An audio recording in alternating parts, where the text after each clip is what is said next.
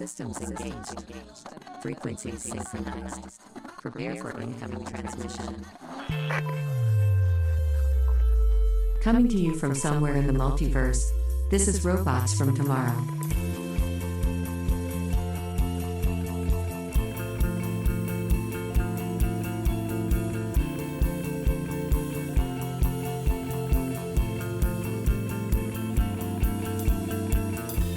This show is available on Apple Podcasts, Spotify, YouTube Music, and as always your podcatcher of choice.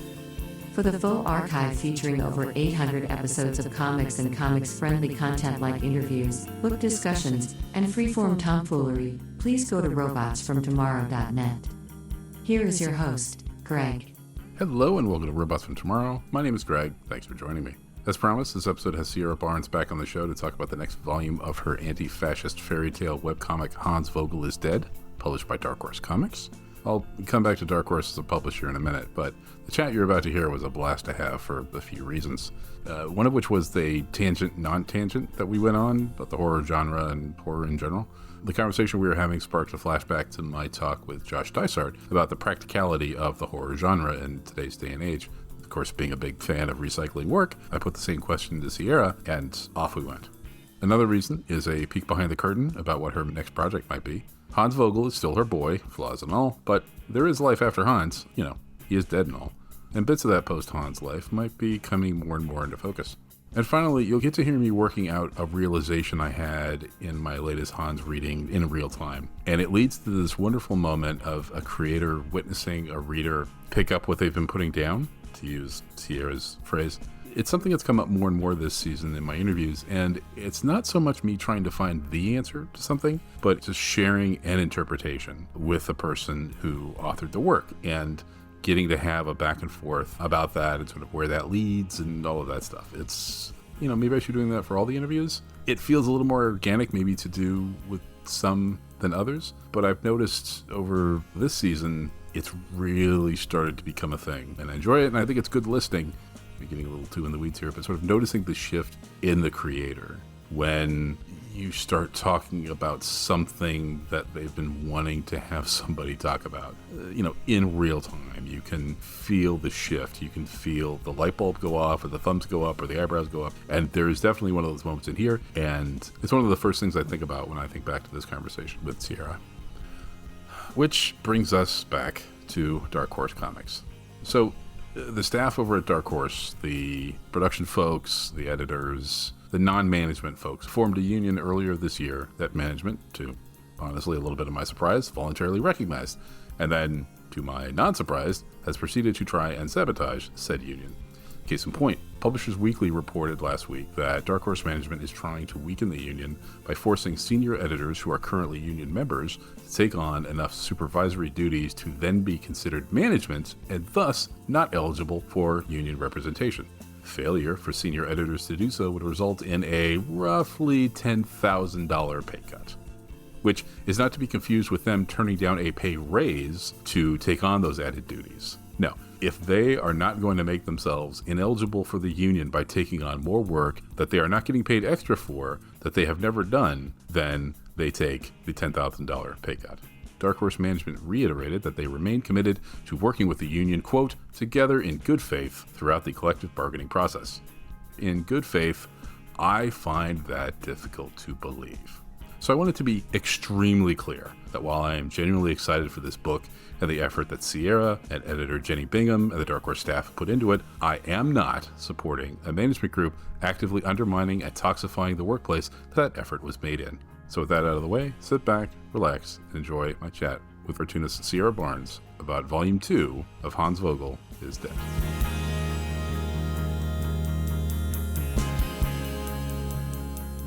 Today's episode is a conversation with a cartoonist I last spoke to for the show back in the beginning of 2023, when the first print collection of her webcomic Hans Vogel is Dead was coming out from Dark Horse Comics.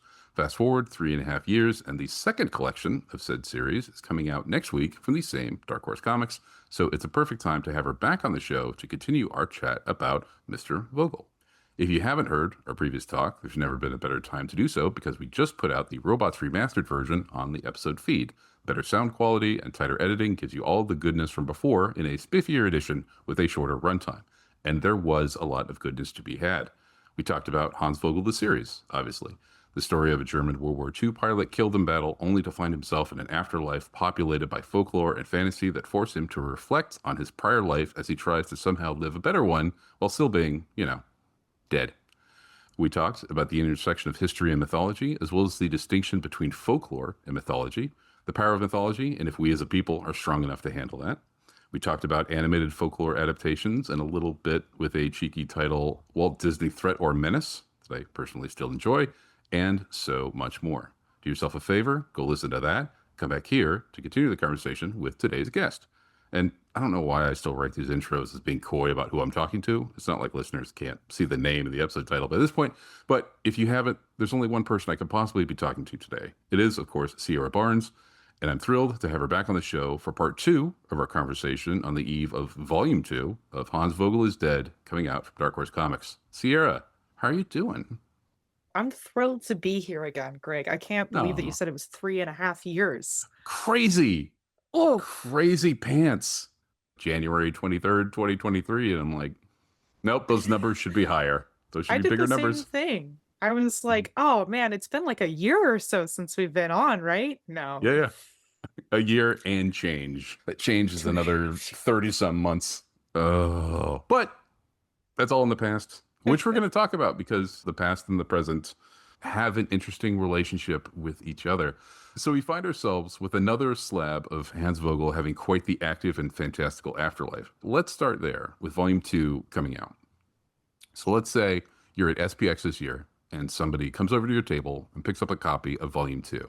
They're flipping through it and they're nodding. They're clearly engaging with it. What is your thought process about engaging with that person? I feel like I've had so much time to like narrow down the pitch for volume 1 that the Mm-hmm. idea of coming up with an elevator pitch for volume 2 has yet to kind of hit me.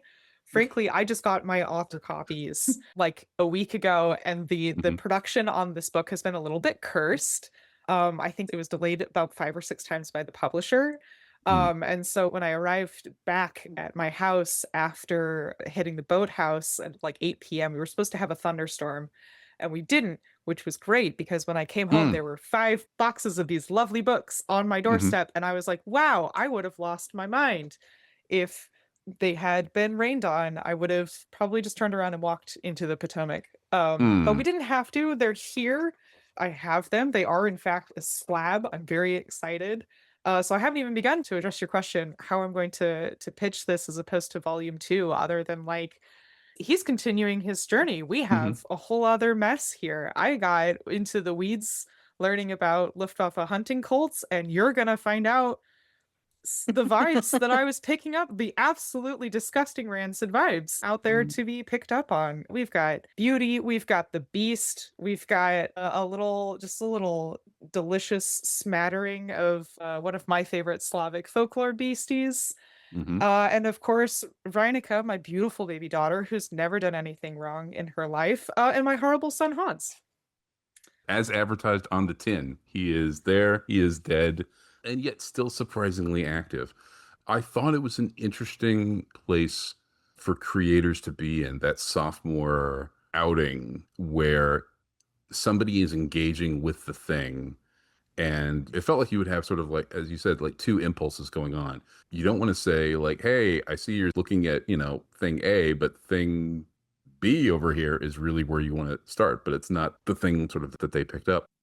Let's shift a little bit into talking about your work process and talking about your pacing and production and stuff.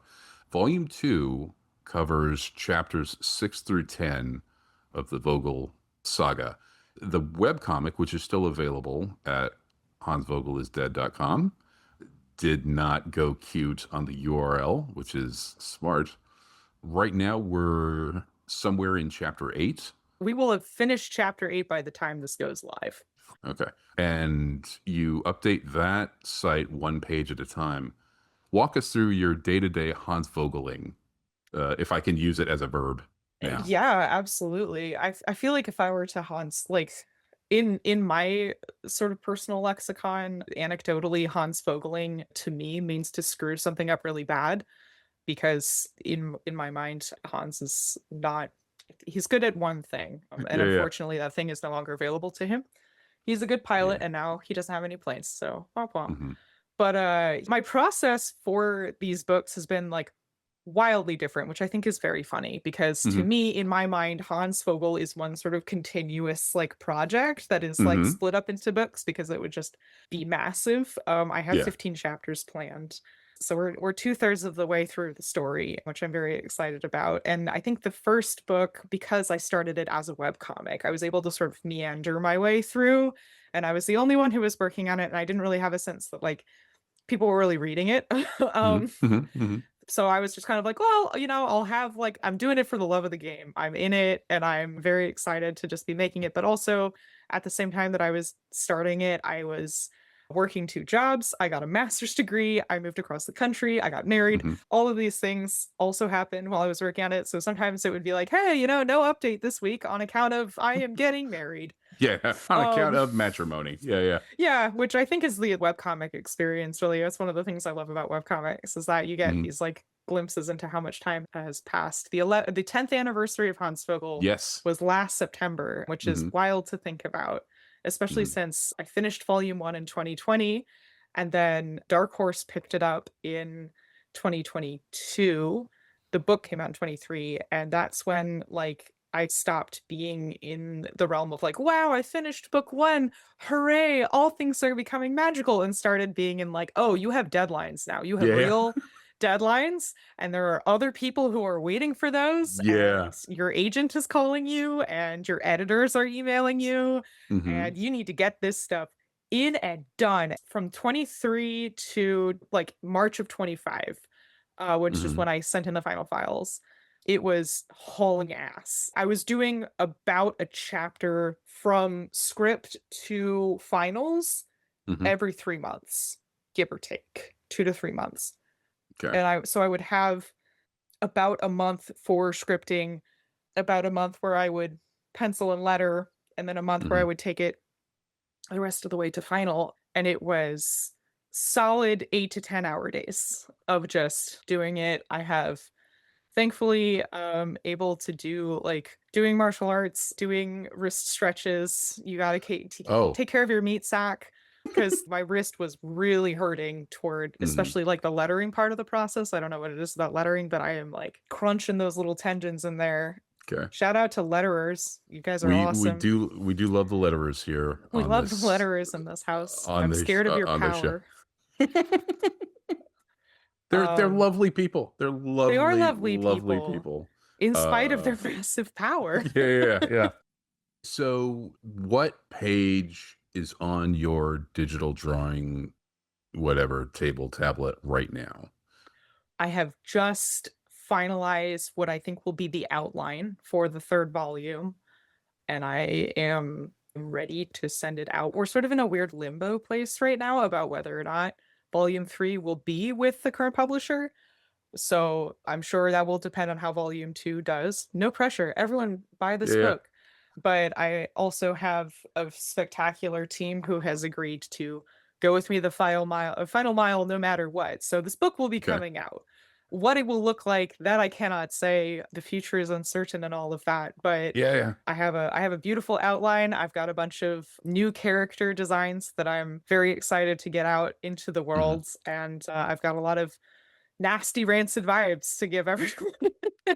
Yeah. I love working in like the horror and like weird mythology space, because it's fun to pick up a rock and find some sort of nasty bug underneath and go, ooh, look at this horrible thing that I found. It's got too many legs.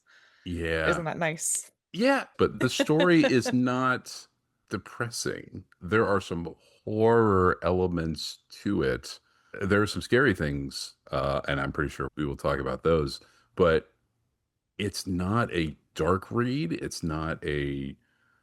There are moments of humor. There are moments of heroism, small that they might be. It doesn't pull Um, punches, but it also doesn't sucker punch you, I don't think, in That's a way. the ideal response, I think, to it. I think part of that is that as somebody who has lived with and continues to live with pretty bad anxiety, I think that there is an element of horror in the everyday that I Yes. like have always experienced. As a younger person, I very much avoided horror as a Hmm. genre because I was scared all of the time by like most things. Being scared for fun doesn't seem to be something that I'm very much interested in. I seem to be scared professionally all of the time. I've Yeah. clocked into the fear factory. I would like to clock out. But in the last couple of years, I have gotten back into sort of horror. First in TV series, in comics, I find that I've always read and enjoyed horror element comics, but I got back into reading prose horror with Shirley Jackson. I ate The Haunting of Hill House. I slurped it up. It was so good and so weird. And it had words for experiences that I was like, oh, that's a thought that I have had, which is weird to see in a book by anyone, especially someone like Shirley Jackson. No Hmm. shade to Shirley. No one was doing it like her. Hmm. Incredible author. But it's weird when a woman who's been dead for as long as she has cracked open your skull and taken a little look inside and gone ahead and taken some notes on it. And you're like, oh no, I'm being known. My experiences are not unique and personal. Yeah. And that sort of, I don't know if gave permission is the right term, but it certainly gave me the feeling that I wasn't alone in this. And the idea that horror can only be one thing is, I think, doing the genre a disservice. I think part of what draws me to horror is how it plays with everything else in the room, especially humor. I Hmm. find that a lot of really great horror media is made by comedians because I think that line between horror and humor is very, very blurry and very, Hmm. very thin. And I delight in that. I love it. I also think that horror and humor fundamentally is about two different resolutions to tension. Hmm. Um, Hmm. and Yeah. so the Yeah. rules operate the same. I personally love a good little joke amongst the horrors in real life. And so I think in some ways you got to have some contrast to create the tension. I think that if you don't Hmm. have a little bit of humor and you don't have something to root for, the scares aren't quite as scary. And also, the vice versa is also the same. If you haven't established the stakes and that you're willing to do serious things, then the humor isn't going to quite hit. And I don't think the heroism will either. Right.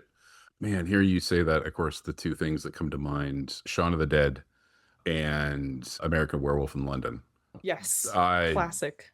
Shaun of the Dead, especially going into it, I had seen Spaced, I think, or I'd at least heard about it. So I was like, oh, it's a comedy with horror into it. And then you watch it and you're like, oh, this is really funny. And it's really horrific. And those two threads really complement each other. So comedy being an underused way to make the connection that fiction needs to make in order to have other things land the way that they need to. Those are two, off the top of my head examples, but they're so good. I was talking with Josh Dysart about his new book, The Hab. It is a horror book about a billionaire and his little support crew and family locking themselves up in a survival compound and then having horror break out in that. I'm paraphrasing the question because I didn't think of it until just now, and I'm not going to waste time going back and looking at it. But I asked him if horror is the most practical genre and especially in terms of nowadays. And I guess I will leave that question with you before I say anything else. Do you agree? I'm fascinated by this. What do you mean by practical? So, in terms of giving you the tools to engage in reality as opposed to like an escapist, there's nothing wrong with escapism, but that still leaves you not engaging with the world around you. And I'm spitballing this. If there's some genre that can do both, right? Like it gives you the escapism of like, I am going to play in a world where, yeah, tech billionaires that have completely fucked up everything and get a chance to go live in their little chalet while the rest of us have to deal with their mistakes. Oh no, they have it coming too. You get the catharsis of that you can then bring back to looking at the news and saying like, oh, that's exactly what's happening.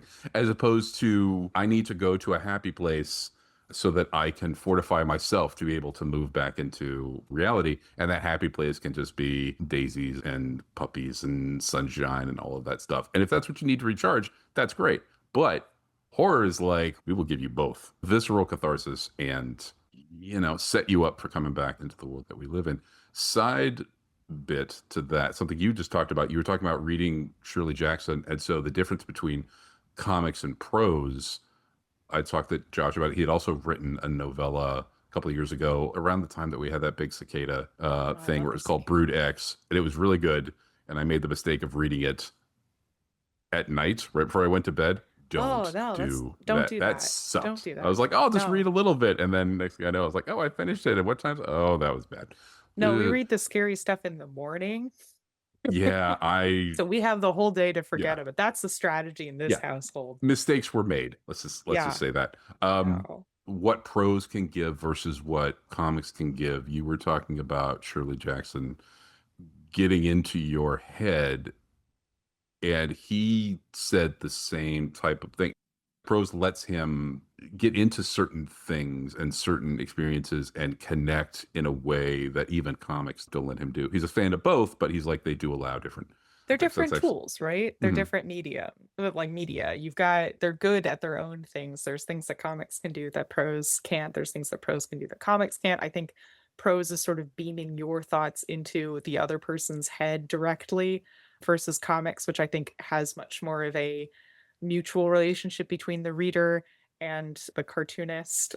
Scott McCloud talks a lot about this in Understanding Comics, right? Like there is some amount of ambiguity between the cartoonist and the reader that comes out on the page, which it has always drawn me to comics. As previously discussed, the weird ambiguous space between history and mythology draws me in. The weird ambiguous space between horror and comedy draws me in. The weird ambiguous spaces draw me in. So it does kind of feel inevitable that I would end up in comics. But I want to go back to this practical genre question because I'm chewing on this like a dog with a bone. I love this.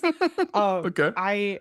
I have never, and this isn't to say that it's like a bad thing to have this kind of escapism, but to me, the immediate thought that comes to mind is Octavia Butler's quote, where she's quoting Tolkien about fantasy as escapist, but not in a way that abdicates responsibility, but the idea that it is a soldier's duty when he is captured to escape. And we have to escape in that same way. And fantasy is a way to escape the confines of a tyrannical reality, a reality that is unfair, a reality that doesn't serve anyone, a reality that oppresses, and to find a new, better way to make reality in that image. And that quote, Ursula K. Le Guin, I'm sorry, Ursula K. Le Guin. Octavia Butler, though, also a phenomenal author. Read both of these women. But it was Le Guin, and it just got those talons in my brain. And that's how I see a lot of things. And I don't think that horror is sort of easier on the criticism side to go, these are stories that are addressing fears within society. And I think that there is a practical application for the creator to play in that space because fear is such a visceral emotion. And it is a visceral emotion to engender in other people. But I also think that it isn't the only genre that can do that. I think that any genre can be practical in that sense. Like my personal philosophy of creation is to evoke that escapism in the Le Guin sense. I very much want there to be a working toward a better world angle to fiction. That's not to say that fiction that doesn't deal with that is somehow lesser, but all art is subjective, and I'm able to be like, there's a great German phrase for das ist einfach nicht mein Wurst, which translates to that's simply not my sausage.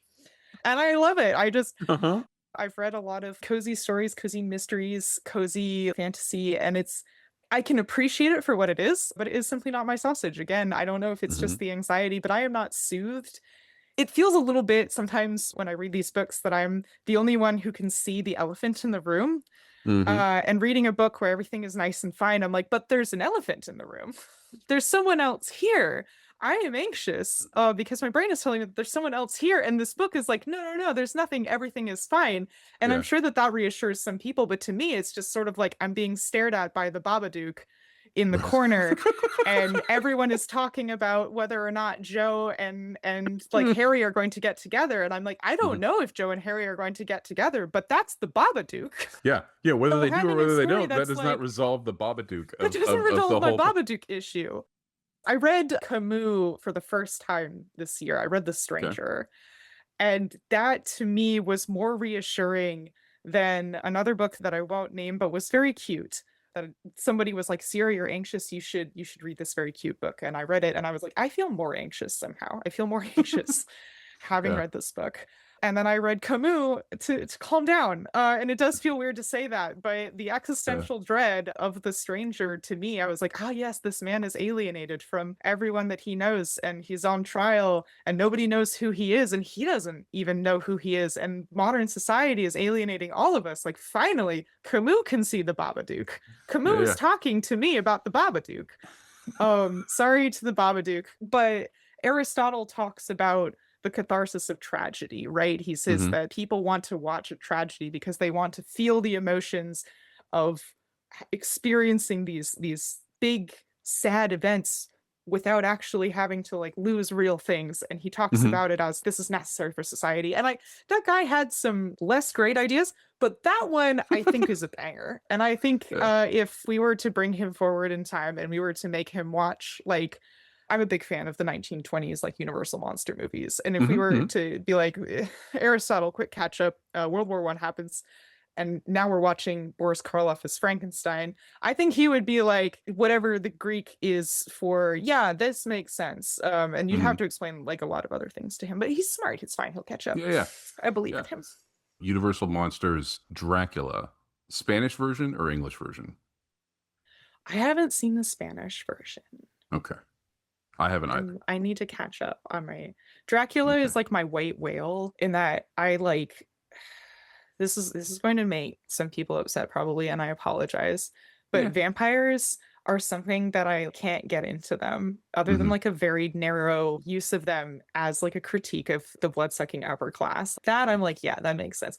Every other interpretation of vampire, I'm like, I don't care. You're still not selling me on the he eats people, and that's something that's okay. Like no vampires are selling me on the he eats people, and that's fine thing. If you're gonna make a vampire sympathetic, you gotta try harder. Also, a lot of them are just racial stereotypes of Eastern European people and Roma, and I'm like, we gotta stop that. That's not good. There's a good story in Dracula that I'm like obsessed with, but I have yet to encounter a Dracula adaptation that doesn't fall into one of the many other pitfalls within Dracula. Please. It's good. I know it's good. It's in there. Please, somebody let it out. Fair enough.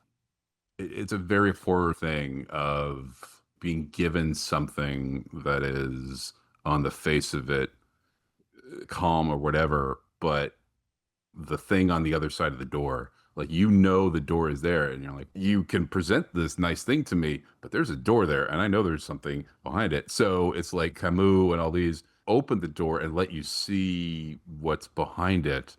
And that does not negate the fact that there is a Babadook. I'm mixing all of these things. There's still the Babadook there, and that's not great, but at least it's not a 10-foot Babadook. It's a 7-foot Babadook. And somehow that lets you wrap your head around that and be like, okay, well, it could have been worse. Whereas when the door is closed, you're like, is that a 7-foot Babadook? Is that a 17-foot Babadook? Or is there an army of Babadooks? I don't know. So having those release valve options is helpful. And sometimes it's just enough to know that Camus or Jordan Peele or whomever is also in the room looking at the Babadook. Sometimes it's nice to watch a movie about the Babadook and go, someone else has seen this guy. Yeah, it's not just me. It's not just me. I think we may even have sort of mentioned this in the last conversation. Being able to look at history can give you that type of perspective on things. You're like, man, this moment that we're in now is totally fucked. How can we get out of this? And the historians who I've found myself leaning more to their content now in terms of where we are as a country is like, look, this tracks very closely to certain, at certain times, nobody knows what's going to happen, but we can see that when this stew has been put together historically earlier on, every time it's gone this particular way. So chances are it's going to go in this particular direction. So that can give a bit of a roadmap, a bit of a salve, if you will. Unfortunately, it does not alleviate the need for continued engagement, but it can make it hopefully take the edge off of it a little Well, bit. there's the saying that history might not repeat, but it sure rhymes. And very, Yeah. very much so. I also find that researching history to be a similar catharsis to the horrors. I was Yeah. talking on the cartoonist co-op had me on with Romani and Vincent Cecil talking about history and researching for comics. And one of the questions that was brought up was basically like, when do you know how much research is enough research? And my answer was sort of like, history is the entire breadth of human experience up until this point. Like, you're never going to have it perfectly accurate. The amount of research that's necessary is the amount of research that you need to tell the story, no more, no less. It is very easy, and like I have absolutely been caught up in this myself, to get caught in a research spiral where nothing is ever enough and everything has to be perfect. But on some level, even the most well-researched nonfiction is going to have things that are filled in because you weren't there. Mhm. Like, and even if you Yeah. were there, human memory is fallible. You're going to remember things weird, you're going to remember things wrong, your memory is going to be affected by things. I wish that we could just remember everything perfectly, but if you ask me what I had for dinner 2 nights ago, I'm probably going to cry. You gotta stay in your lane. You gotta make Mhm. your lane first, and Yeah, then you yeah. gotta stay in it, and you have to be okay with that. You can follow Franz Ferdinand's life pretty well because one, it was short, sorry, and two, it was he's been dead long enough. We can That's say true. that. Yeah, yeah. A lot of people are writing about his movements, but I very much doubt that you'll be able to tell when he went to the bathroom on August 4th, 1908. Mhm. Like, Yeah. presumably he did, but I you're not going to know. And if you're writing a book about him, no one's going to expect you to know right. about that. Yeah. We live in the space between literal fact and our interpretation of it. And sometimes, certainly in like creative pursuits, our misinterpretation of things can result in a better outcome than a literal interpretation. While it can be frustrating in some respects, it is the starting point of so much good creative work Yeah, that, there's a lot of creative energy there. There's yeah, a lot of Play-Doh that's waiting to be picked up. to be sculpted into things. Yeah. Speaking of sculpting things, you have been Hans Vogeling for close to 11 years now. We'll say 10 and a half, 10 and three quarters, somewhere in there. How do you keep it fresh for yourself? That's a great question because I find myself getting bored with things if I don't keep it exciting. Mm-hmm. Inside of my brain is a thoroughbred horse, and that thoroughbred horse has to be Gotta entertained at run. all costs. Yeah, gotta run, gotta make sure that there's new and exciting things to look at, or else it just doesn't work. And part of it is finding, I think of them as like veins, like a mining vein, Mm-hmm. Mm-hmm. of like an idea that I find cool and interesting and that I want to chew on for a while. And I will let myself sort of like visualize it as like rotating it in my mind, like a 3D object. And I will go like, okay, the issue that I want to talk about is like the mirroring of a personal high control environment like an abusive family and like the macro high control environment of like fascism, and then I rotate that in my mind a bit of like, okay, how would I like express that to other people who are not in my mind rotisserie chicken? How is this Mm-hmm. reflected in a real life situation? Like, how do I get the character that I have made to talk about the thing that I want to talk about? Part of it is also just like, I want to put in a Leshy. I like Leshy. I think they're cool. I'm very much drawn to Leshy. I have the vein of talking about leadership and like masculine identity and like gender identity and German nationalism. There's a lot there. There's a lot. But like one of the things that I want to talk about is the archetype of the wild man, which shows up in a lot Mm-hmm. of Grimm folk tales. Iron Hans is probably the most famous one, where he's like, there's this guy and he's in the woods and the king like captures him and takes him and has him in a cage, and he's like covered in hair and he's he's a wild man. Mm-hmm. And the prince rolls a ball into his cage, and Iron Hans says, I will give you the ball back if you let me go. And there are many examples of this kind of scene, but the Mm-hmm. scene specifically of the prince deciding between the authority figure of his father, the traditional establishment who says you need to keep this wild man in the cage, you can't go near him, you can't talk to him, or this alternative reality that is being offered by the wild man. The ball is like an invitation to talk, but fundamentally he represents a different way of being. He represents a Mm-hmm. different form of masculinity. He represents a different potential future. And the prince, of course, lets Hans out of his cage, and they Mm-hmm. run away together, and he goes into the woods, and there's the rest of the fairy tale. But that sort of moment was very formative for me as a kid. Like, I was always very drawn to that image. And Mm-hmm. I knew that with Hans, his whole thing is that he's trying to figure out who he wants to become, right? He's Mm-hmm. trying to figure out this new way of being, and I wanted to have a version of that. And so that was something that I was excited to write toward. And that's something that, like, moving forward, I'm continuing to work in that vein and continuing to excited about that. I always try to have at least one thing per page I want to write about, that I'm really excited to talk about, that I'm really excited to draw, and one Mm-hmm. thing that I find challenging either to talk about or to draw, because I want to balance the, like, thing that's fun and interesting and in my comfort zone a lot of the times versus where to have that growth. And that's sort of the balance that is the puzzle that keeps me entertained, keeps me coming back, keeps the mind horse happy. That sounds like it would be strong enough between the two to keep you interested for 10 plus years so far and many years moving forward every page. So that's interesting. I guess this is kind of getting back to the earlier part of the interview. So, not to give any real spoilers or anything, but within the last couple of months of pages on the website, Hans and Reinicke, they are trying to escape a situation over a couple of pages before they get to a different point.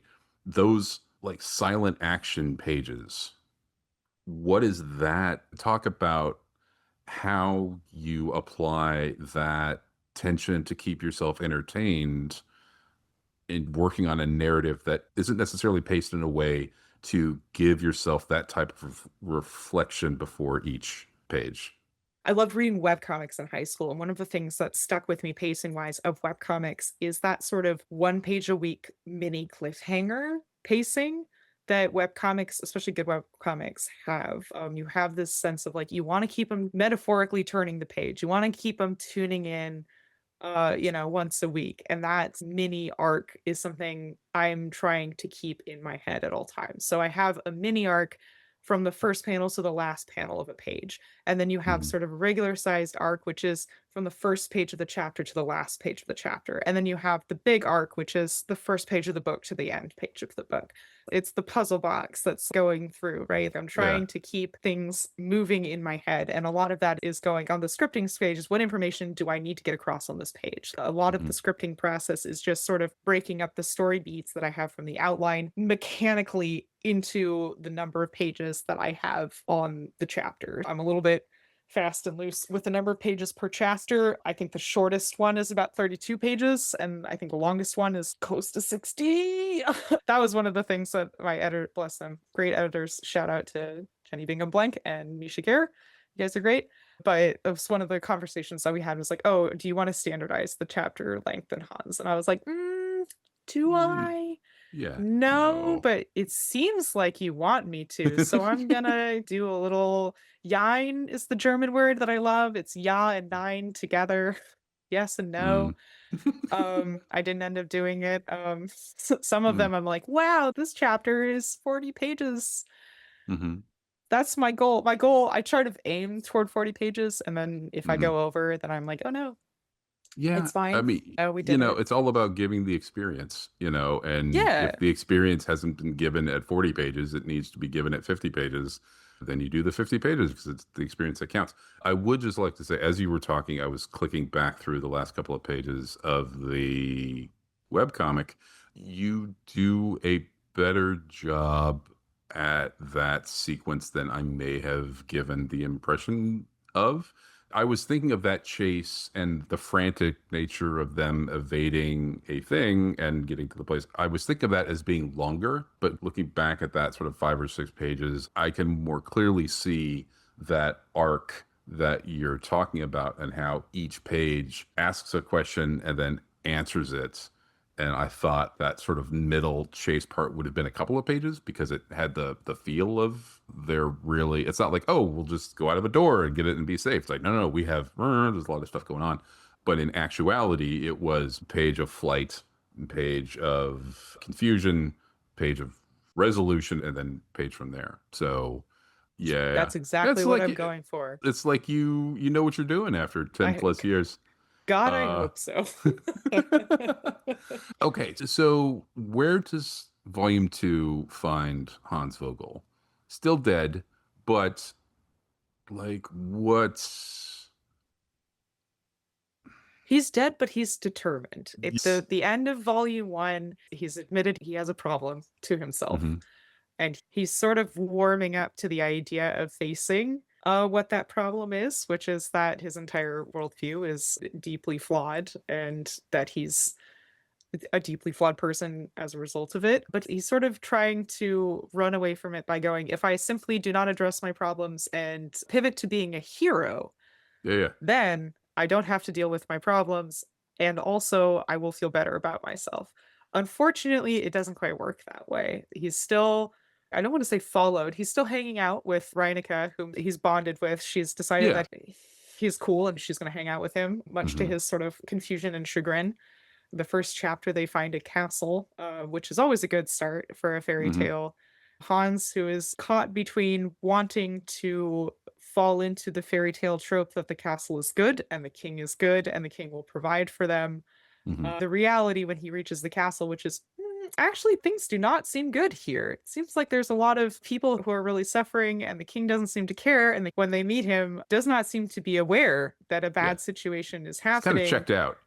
He's kind of checked out, and his heir apparent is running bare knuckle boxing rings fights underneath the castle catacombs, which is cool but probably not great for the leadership situation. Right off of the bat, his strategy of find the king and become a productive member of society has sort of fallen apart, and he gets to make another adult decision, which is something that he really doesn't like doing. And I think he's come into himself a little bit more. This is my favorite part of the journey, which is the second part of a trilogy always ends up with the hero having his worst moment, and we get to see a lot of worst moments for him. That's, to me, is the fun part, because after that, you have nowhere to go but up. Yeah, we have an expansion of the casting of Hans and his relationships, all of these things. It is that widening of the worldview and showing us, this is kind of where a lot of stuff happens. I've only read like the first half of it because I did my comic cramming to get ready for this, so I can't necessarily speak to the end of it. But the one thread that I really wanted to talk about, things are a little blurry for me. I'm sure this was mentioned and touched on in Volume 1, but certainly in Volume 2, this idea that people are seen as something that they aren't. And in folklore, that is often a literal thing. So can you talk about that idea? Characters being seen as this other thing that might be closer to their truer self than like a physical appearance, or it might not be, right? This is a, like, I don't want to say bog standard, but it is an absolutely integral part of the folkloric sort of worldview is the deception. There's a specific, one of the fairy tale archetypes that I am continuously drawn to is, I'm trying to find the words for it, but appearances in fairy tales are important, right? In a lot of cases, you have the daughter who is beautiful is the good one, and the daughter who is ugly is not the good one, except for when it's reversed, which also happens. I find that any like hard and fast rule that people make about fairy tales is generally proven wrong if you give it enough fairy tales, because there's just a lot of fairy tales out there. There's a lot of folklore out there. And one of my there's favorite, always like, an exception. one of my favorite counterexamples of that is animal bride or animal husband archetypes. which is where a character marries a hideous creature, usually. The Lindworm is a good example of this. Hideous prince, he's a dragon, and the woman who marries him has to, on their wedding night, she wears 9 shifts. And every time she takes off a shift, she tells her husband to take off a skin. And by the end of it, she has 1 shift left or is naked, depending on whether or not the person who was translating the story decided to give it a PG rating. But the prince, the Lindworm, the dragon, has shed all of his skin and now he is a human underneath. And the same thing with Beauty and the Beast. I think that's the big example that everyone's going to know, which is like Perot. It's that example of you marry a stranger and he's scary because he's a stranger. But then when you get to know him, he's not that bad of a guy. And he's actually quite nice. He's ugly at first, and then you get to know him and he's beautiful on the inside. All of that stuff. There's also a bunch of other animal skin fairy tales where my favorite fairy tale of all time falls into this, where characters disguise themselves using animal skins. Donkey skin is an example of this. Woman she's a princess. Her father is horrible. She escapes him by dressing herself in a donkey skin. She's in this ratty old donkey skin. Nobody wants to look at her. And then, of course, the prince can see who she truly is underneath. The prince of this other kingdom sees who she truly is. It's the seeing past the initial impression that is rewarded by these fairy tales. The Bear Skinner is my personal favorite one, which is about a soldier who returns from war and makes a deal with the devil where he has to wear a bear skin for 7 years that is literally rotting on him. And like everyone hates him, but he has infinite money. So it's great. It's one of my favorite stories. And there's a great like children's book adaptation of it. But this idea, especially of like an animal characteristic that needs to be seen through, is one that I was like, oh, this is good. And that's one that I like very much play with. When we first meet Reineke in the first volume, Hans is like, oh, what's up with this fox? And the first thing that Reineke says is, I'm not a fox. And she insists on that through the whole series. But because we've only seen it from Hans's perspective, we see her as a fox.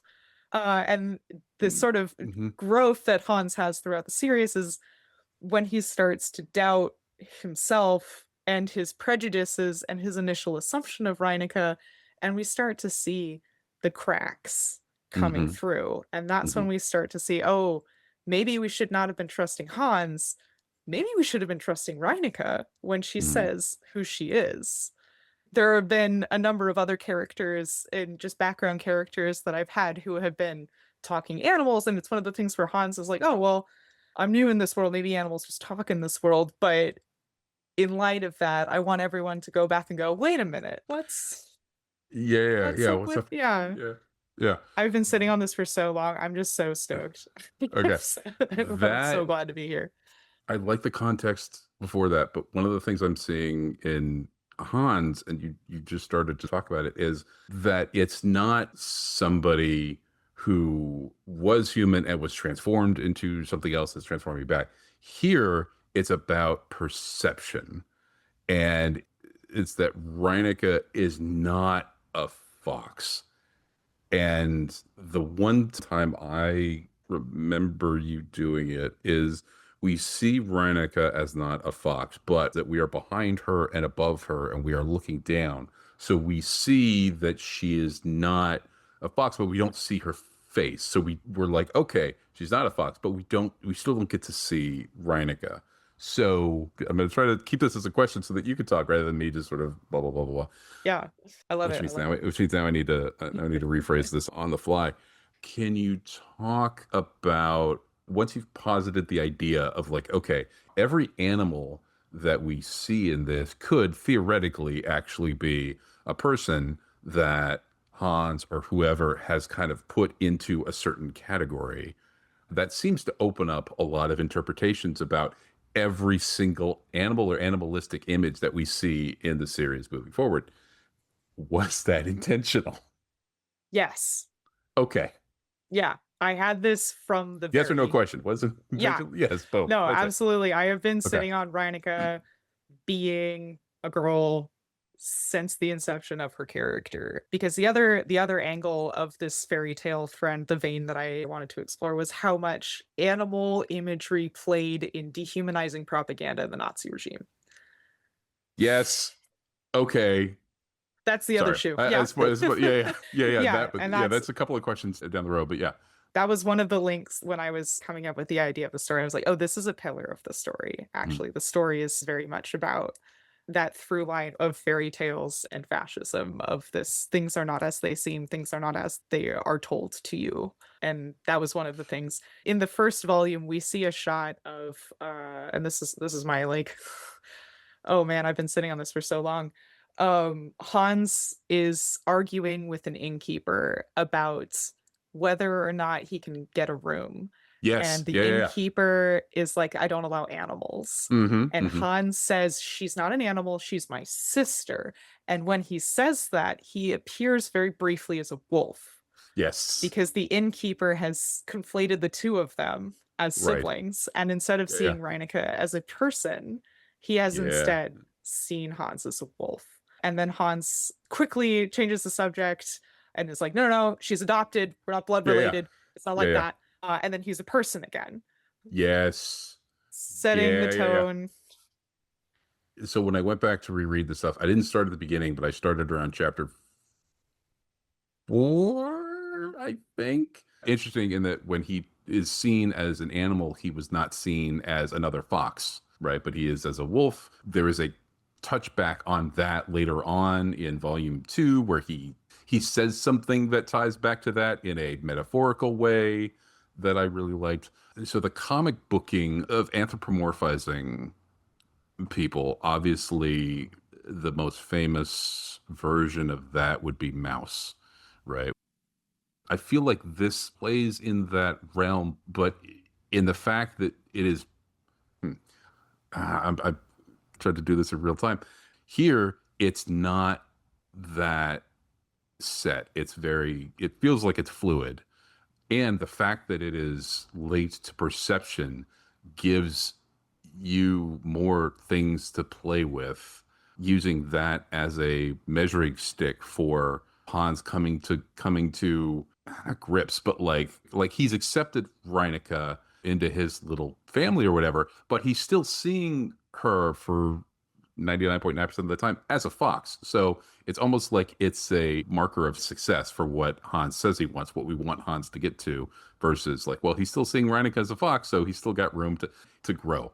So, oh man, I feel like I'm getting to the question. Your stated intent of looking at how people identify themselves and identify with people around them, and how people can be dehumanized, or like national identity can be built around perception versus reality. There's a page from June 11th.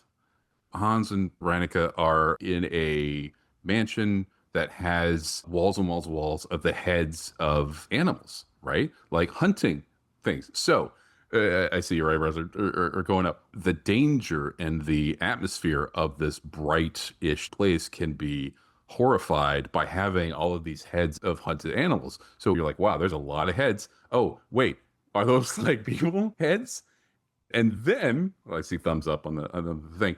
The page in particular has a painting framed by word balloons, but it is in the background. It is not something you should be looking at. But we have in the upper right-hand part of this panel, I know this is great radio, we have this picture at a bit of a perspective where a large wolf is biting into the midsection of a fox. In the bottom right-hand part of the panel, we're seeing Hans, and Reineke is holding on to Hans over his shoulder or whatever. So we have the fox that we have spent, I don't know how many hundreds of pages caring about, and then the upper quarter, this thing of a fox being eaten. And that is another tension moment. Yeah, talk about that. I'm so delighted. You're picking up what I'm putting down. This is absolutely what I was hoping people would think. This is 100%. You're validating so much, because drawing all of those taxidermied heads, I was like, I really hope that people pick up on what I'm putting down with these taxidermied heads. That epiphany on my end happened because I binged the series. I didn't have a week of life in between each one of these pages. Is that type of thread that you want people to pick up on before you had the opportunity to have a print collection and to have these things essentially right next to each other? Was that a concern? You like the delivery method of this story does not lend itself to that type of read of it.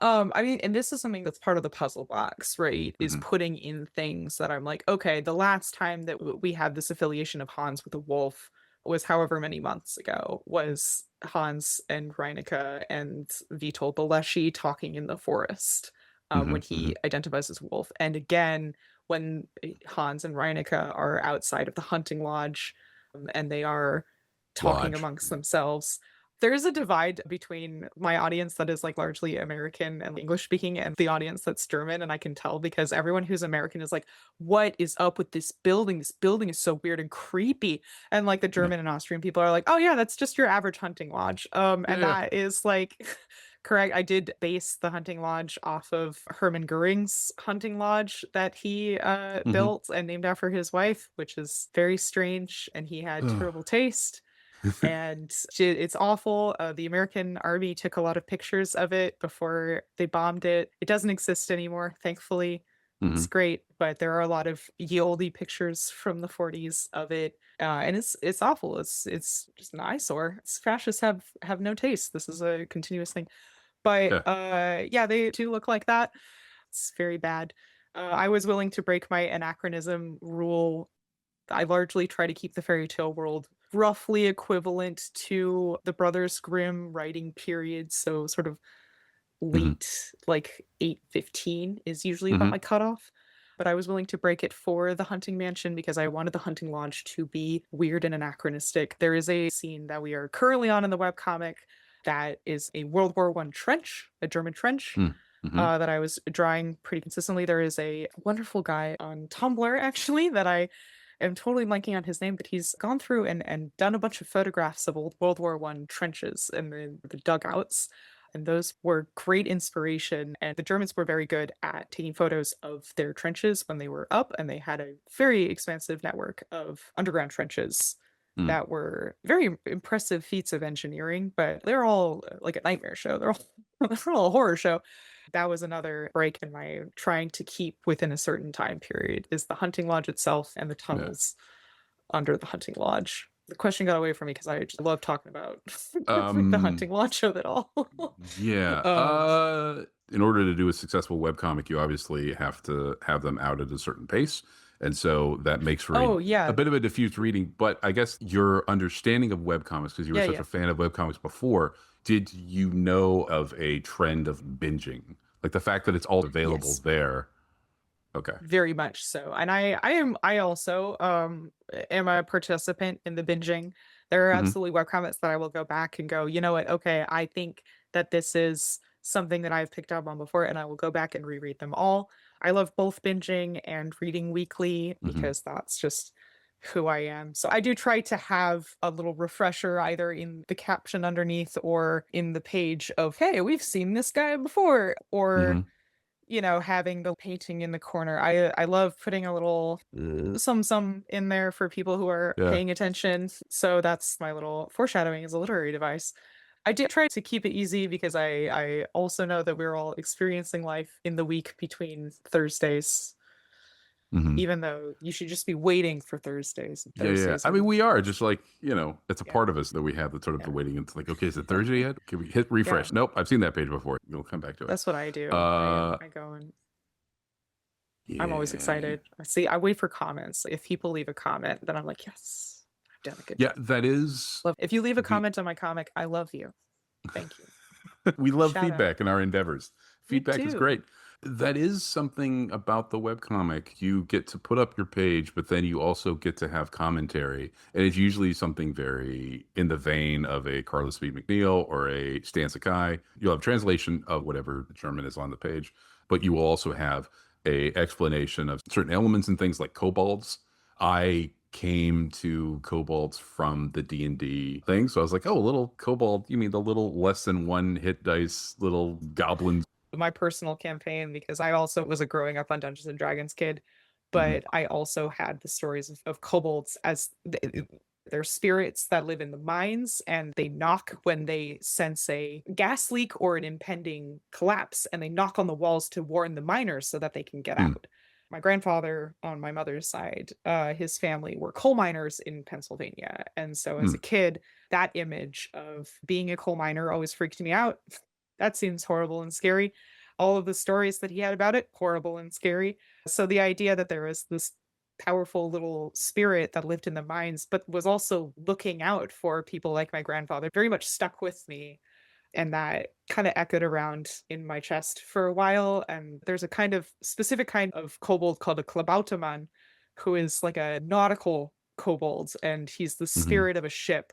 And if the crew takes care of a ship and loves it enough, then the Yeah. ship will grow a soul. And that soul is the Klabautermann, and you only see it when the ship is about to crash because it's trying to warn the crew to get off. And what a little romantic, powerful little image. I was told in college, because I was going off about the Club Automan with two group of friends, and one of my friends was like, "Oh, it's like One Piece," and I was like, "It's like what?" And that's how I discovered One Piece. Uh-huh. I did watch enough One Piece to get to the Club Automan because I was like, I'm gonna watch this for the Club Automan. I did, and I saw it, and it made me very happy. And Hmm. I fell off because it's like a gajillion episodes. But I was absolutely delighted to see Club Automan in other pop culture contexts. The Kobold, I had to have him in there. I've been planning that from the beginning because I did want to have. It's all about the balance, right? You've got the horrors, but you Hmm. also have this. You got to have a light in the darkness. You got to have a Yeah. light. Sometimes literally. The thing that I thought of for one, and then this other thing I also just thought of. The first is just the idea of, and I guess this tends to be either female or the opposite gender of the owner slash crew, but the idea of vehicle as having a soul or vehicle as having a personality, and the one that actually wasn't necessarily literally, but like the Enterprise, right? When Mhm. they talk about the thing, it's like she does this and she does that, Yeah. and then think, of course, of Star Trek 3 as Kirk sacrifices the Enterprise. The identity of the thing put there by the crew, and then the circular nature of that.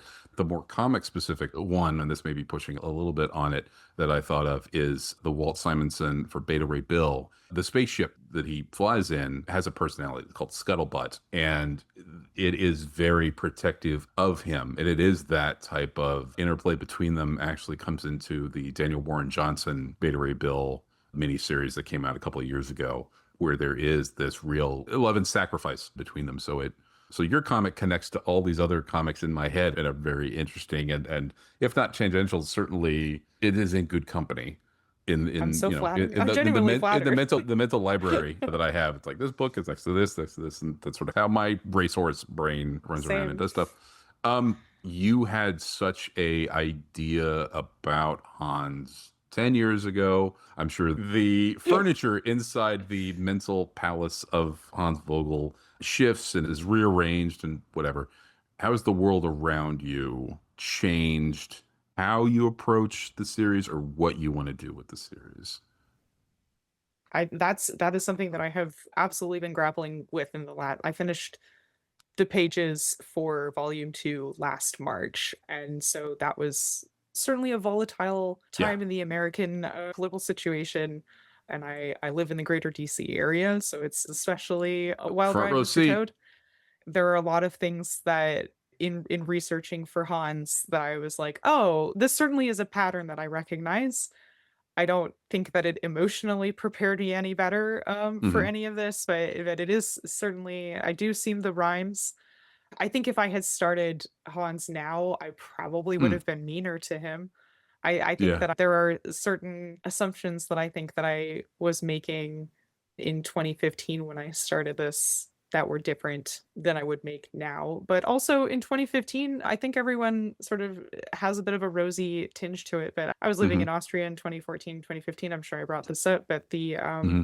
local state elections were run by the neo-Nazi party in Mm. Austria, and they were having rallies and stuff that I very much remember seeing that in the news and hearing them talk about kicking people out who didn't have an EU passport, which was terrifying. And the echoes were there. The blood was in the water, certainly. So I think on that level, I don't think that a great amount I would have changed. But I think going into volume 3, there's a lot that I am chewing on. Okay. I will say, to keep it vague. There's a lot of things that I had more faith in previously that I have less faith in currently, but also I think that the fundamental struggle that Hans has of connecting with people and sort of fessing up to himself in order to do that, I think is fundamentally the way to go in a Mhm. lot of the terms. I feel like I'm being like super vague. No, Promoting that's the second book in a series is about being super vague. yeah, yeah. Um, but But like, yeah, but no, I that think that tracks. The arc that you wanted Hans to have is an arc worth having and worth showing. What I'm hearing is that if you're doing it now, you may have started the arc in a different place, right? yes, Hans would have had a larger hole to pull himself, out yeah, of. But the journey is still we're showing. yeah. Since we last talked, as far as I know, you have at least had one project where you have worked with a writer as quote unquote just the artist in a anthology with Ben Crane on a short story for his Scattered Futures anthology. Interesting side Sure note, did. Ben Crane, I talked to on the show 3 or 4 episodes after yours. So he is also a fellow robot. And he has since told me that he learned about you and your work while he was doing research on my show before he came onto it. So, Oh, yay shucks. me. Wow, Um, it's like you're bringing people together. Slowly So but fun. surely, I am Making the world a better place. playing matchmaker is, even accidentally. It's Comics fun. matchmaking is so much more important than like love matchmaking. Yeah, Everyone yeah, knows this. Yeah, it's way yeah. harder. Yeah. Yeah, it is not easy. But talk about that creative gear shifting where theoretically half of this product you don't have to worry about. Somebody else is doing the lifting for that and you get to concentrate on the art. Is that how it felt? Or was there a whole host of other sort of things that I'm not thinking of? I worked with a couple writers now. Hmm. Ben is the most recent one for anthologies where I did all of the art for it. I also work with Jameson Alcorn of Very Big Comics. I'm the pencil and inker on his comic Lobstar. I do feel like every time that I work with a writer, there is sort of a different expectation that that writer has in terms of like involvement. Like I've certainly worked with writers who are like, here's a script, go nuts. I'll see you at the finish line. I've worked with writers who very much want to be involved in like the nitty gritty of it. One of the reasons I like doing Hans all by myself is that I find that I can get very precious with things that are like this is my precious, this is my story. I think if someone were to be like, Sierra, I'm willing to color this book for you full time, I would still be like, no, thank you. I need to, like, I would become a monster. But I like working with writers, especially like Ben. Ben was a dream to work with because he was on the side of like, yep, all right, this is great. This looks great. And I kind of see it as like, I'm not a fan fiction person. Hmm. Like I know a lot of people who are, and I think that's great. I've just personally haven't seen the appeal of writing in someone else's sandbox.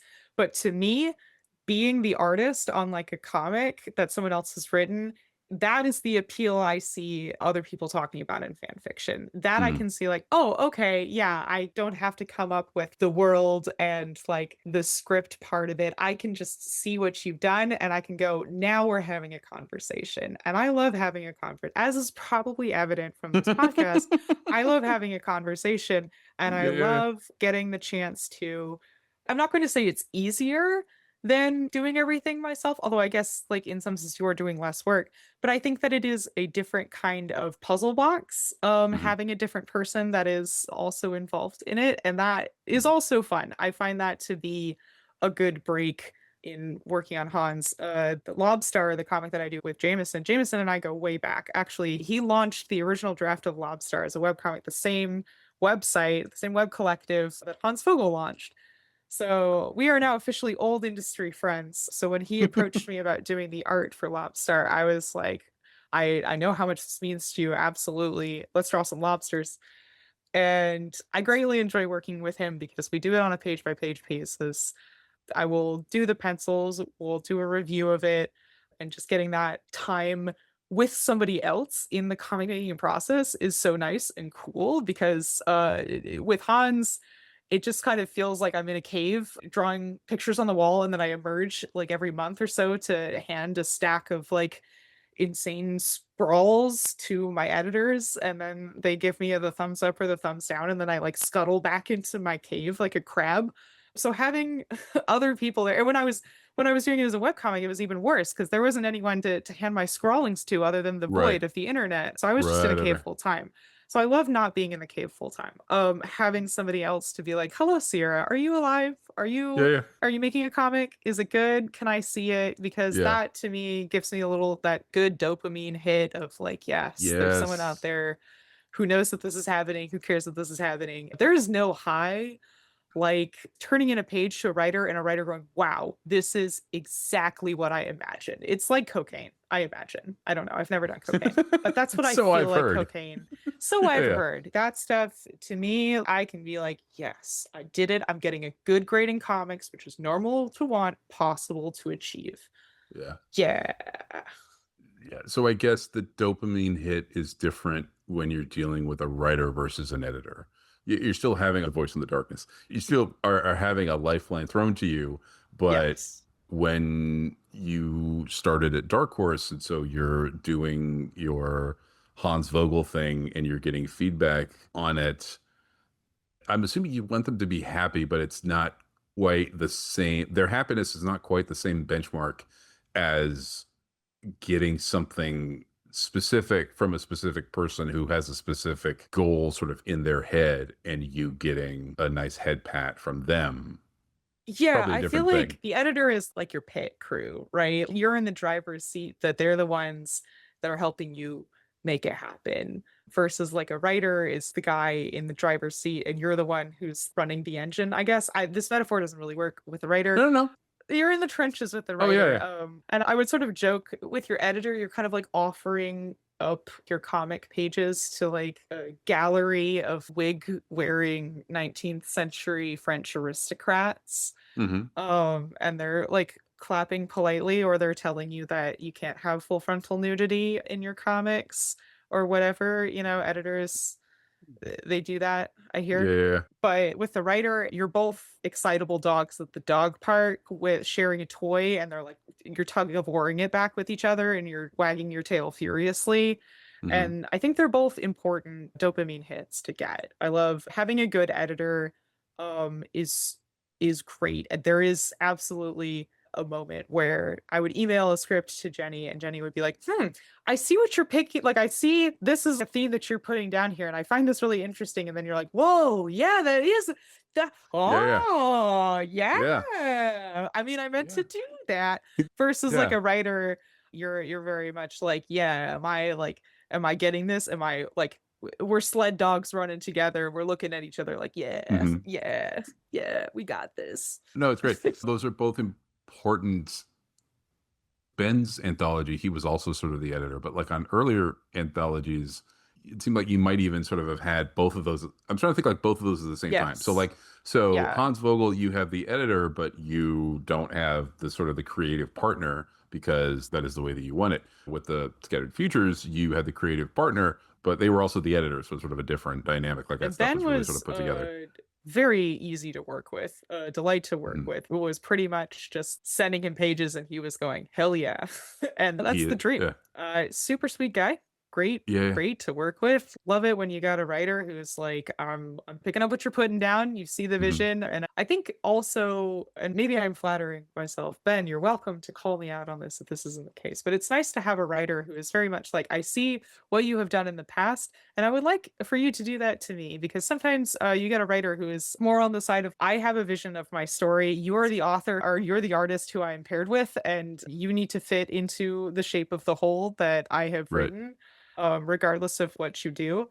And I think Ben was like, no, no, no. I see what you have done in the past. I see what you've got going on. Show me what you want to like do with this story. And Mhm. I had a lot of fun figuring out elements of the story that where I don't tend to do a lot of sci-fi when left to my own devices. And this isn't the first time that I have worked with an author writer doing sci-fi.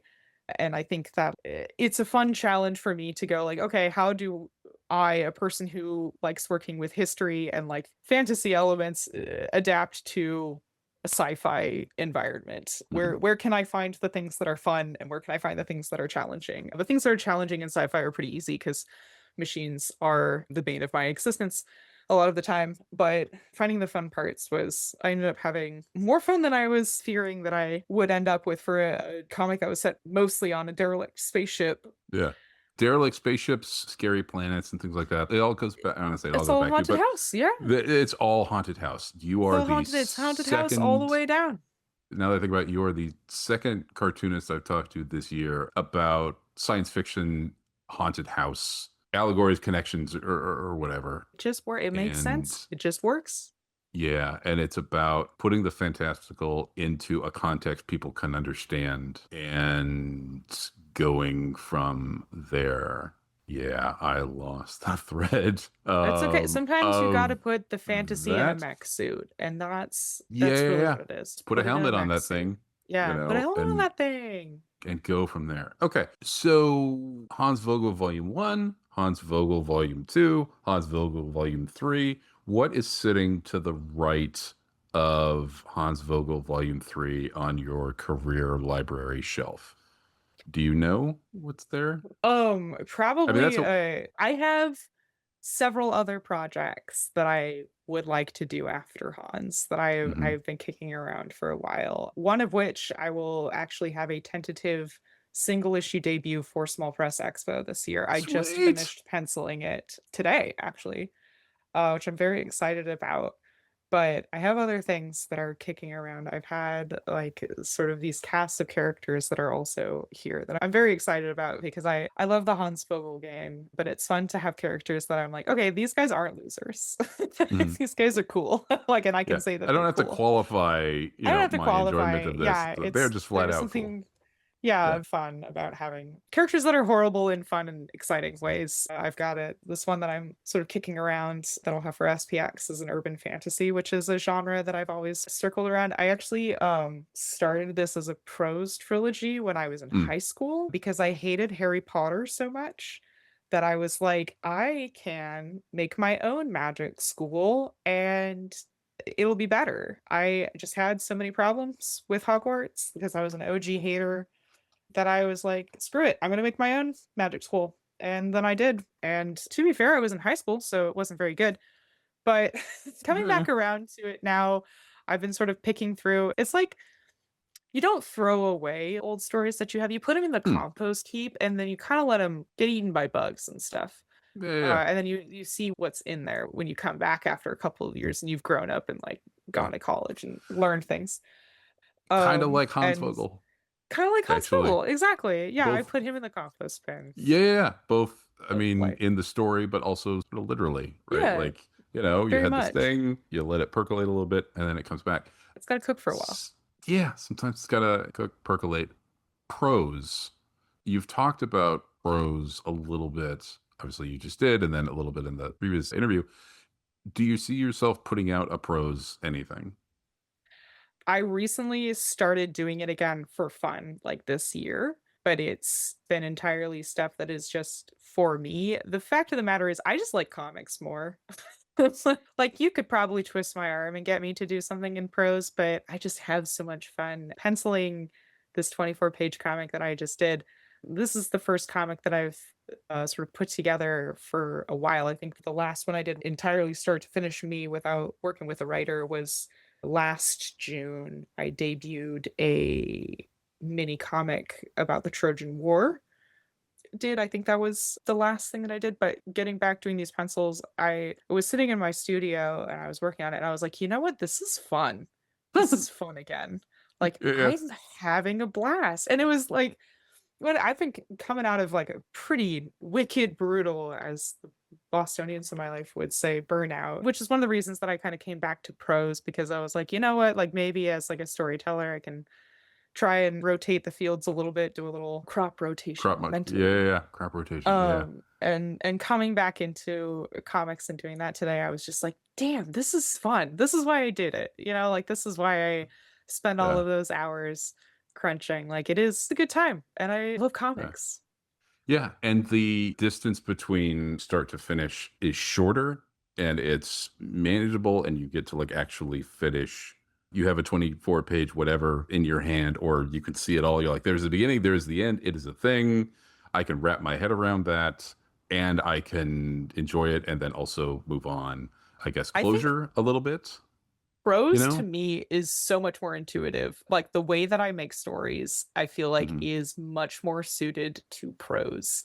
I find for me, the art feels like a whole other brain shift investment that I have to put in. Hmm. And prose lets me like this is going to sound bad. It lets me indulge in a lot of bad habits that I have Hmm. storytelling wise that can be very fun. I am again like I have total control over what you the reader. I am deliberately putting words into your brain.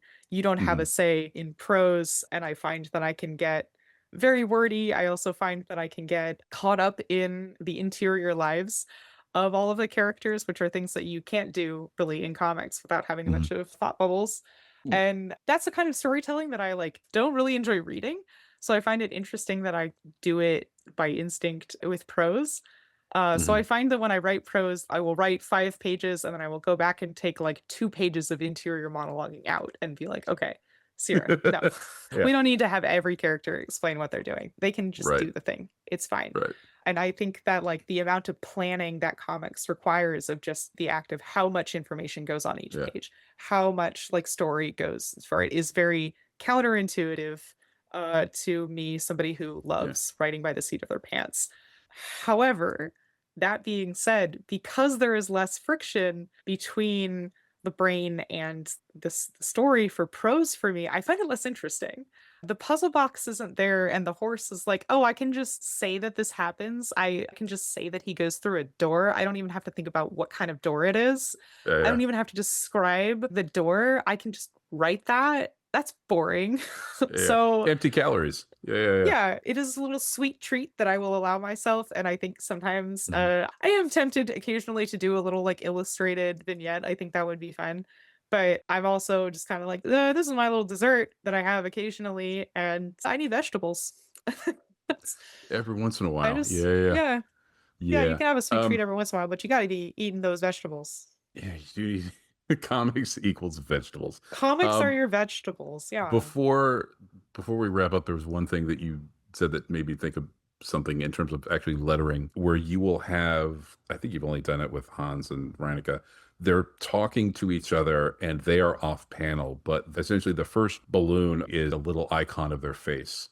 So a little bit of extra cartooning in the lettering. One is cute. Two, it helps Thank you. really identify who is talking because they're having obviously sort of a back and forth, and it helps keep that attribution clearer in a way where if you're reading a transcript, you'd have somebody's name and then colon and then the stuff. Here, you get to do that, but you've comicized it. You get to visualize it in a way that I don't think I've seen anybody do it like that. They'll have a character say something in a word balloon, and that and what's in the balloon is some sort of pictogram or whatever. But I've never seen anybody use it like that in a way to solve a page issue. It's functional and a nice little artistic grace note. And so Like congratulations on that. thank you. I will take it. I have no idea if I saw that somewhere and took it, but honestly, the big issue that I was trying to solve was the first chapter has a dogfight in it. And I remember Hmm. thinking, like, oh my God, all of these characters who are speaking, we have no way to connect them with who they are. Like, how am I going to Right. solve this? That was the impetus for, like, I'm just going to draw their little faces there. And that way, having these characters talk, you can still know who they are, but I don't have to like go through and show everyone who's in what plane and like Right. have them talking in the plane. Because if they're talking over the radio, like part of, again, the like tension of the scene is like you can hear them, but you don't know where they are. And Yeah. that Yeah. sort Yeah. of Yeah. carried over to the rest of the book. And there is an interchapter that we've encountered in the webcomic where Hans is in Poland with his squadron and they all have their oxygen masks on. Hmm. That So might have been even the when one that I read yeah, even when you recently. see Yeah. them in their cockpits, I can tell them apart from the cockpits because they're my boys. I know them. One of the things that I was talking with my editor about it was that they are faceless, effectively. All of the German characters, our protagonists, they're covered in their gas masks, so you can really only tell who they are by the monikers and their dialogue versus their Polish opponents, whose planes were not designed to go to the altitude that the German planes do not wear gas masks, so we can see their faces the whole time. So there was a nice little bit of playing with who gets to see what faces, identity, who's talking, all of that stuff. But also it's historically accurate, and yeah, I do love it when a thing is accurate and also is thematic. That's delicious. So it's a little bonus. Those are those vegetables I was talking about. It's the cheese on top of the vegetables. You still have the vegetables, but you got a little bit of cheese to... It's like a nice little butter garlic sauce. There you go. Well, that's better.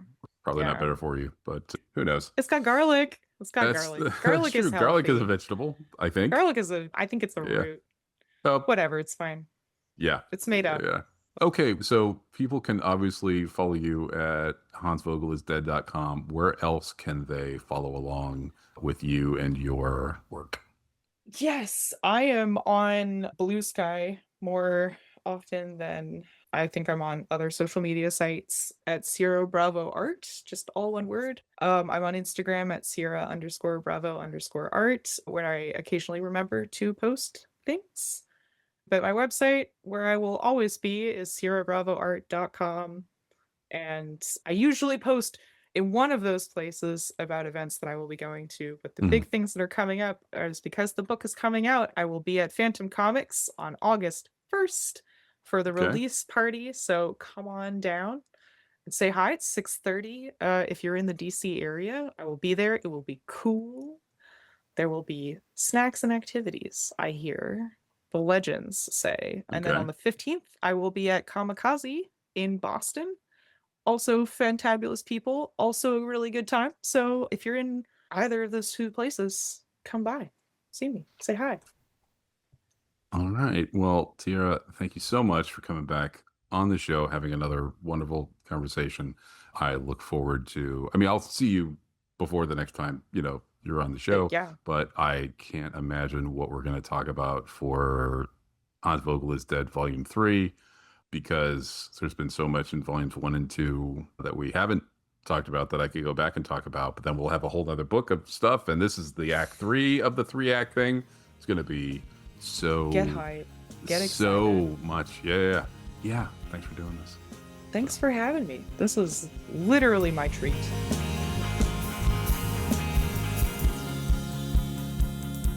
Well, there you have it, folks. Please do not forget to like, subscribe, rate, and review the show wherever you are given the opportunity to do so. It helps more people find out about us, and we would all greatly appreciate it. So until we meet again, hopefully soon, my name is Greg. Stay safe, keep enjoying those funny books, and we'll catch you next time.